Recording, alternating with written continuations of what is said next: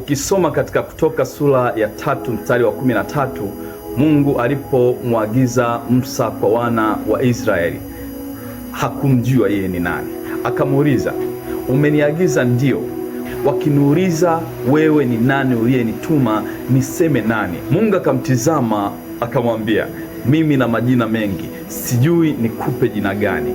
Mimi ni Adonai, mimi ni Jehova Rafa, mimi ni Jehova Shama, mimi ni Alfa na Omega, mimi ni El Gibu, mimi ni Elohim, mimi ni El Shaddai. Anyway, wakikuuliza waambie mimi niko ambaye niko. Ukisoma katika Biblia ya Kiingereza inasema I am who I am.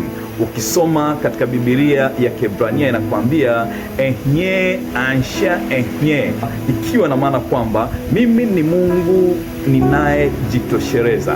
I am all sufficient God.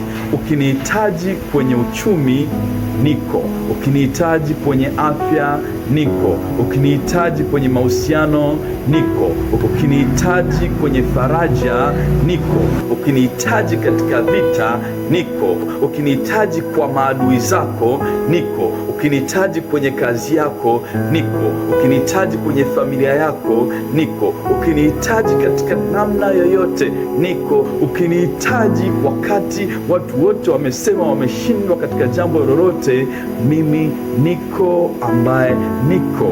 I'm all sufficient God.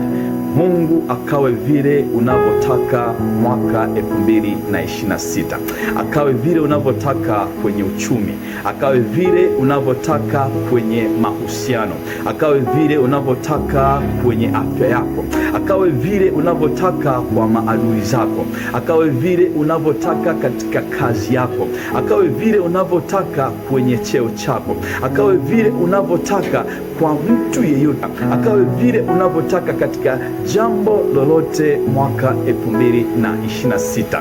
Na kama umeamini, imekuwa kwa jina la Yesu.